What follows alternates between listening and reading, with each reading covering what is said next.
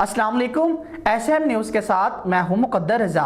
SM news studio में खुशामदीद। खबरों का सिलसिला बढ़ाते हुए हबशाम करते हैं गुजरात से।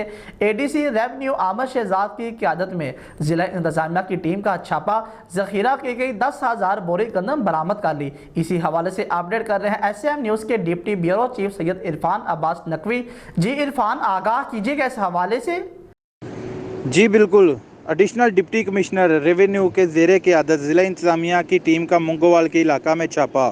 फ्लोर राइस मिल्स के मुश्तरका गोदाम से गैर कानूनी तौर पर ज़ख़ीरा की गई गंदम की 10,000 बोरियां बरामद। कब्ज़ा में ली गई गंदम मरकज़ी खरीदारी मुंतकिल मुंगोवाल करके अहकामात जारी कर दिए गए।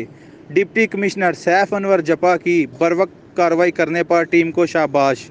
ADC आमर शहजाद कंग ने खुफिया इतला मिलने पर मुंगोवाल आज़म फ्लोर मिल व राइस मिल को गोदाम की अचानक चेकिंग की, जहां रवां साल के लिए जारी बारदाना में पैक गंदम गैर कानूनी तौर पर ज़ख़ीरा की गई थी, जबकि इस ट्रांसपोर्टेशन के लिए बड़ी लोडर गाड़ियां भी मौजूद हैं। फौरी नोटिस लेते हुए एडिशनल डिप्टी कमिश्नर रेवेन्यू आमर शहजाद कंग का गैर कानूनी तौर पर ज़ख़ीरा की गई गंदम के अहकामात जारी कर दिए गए।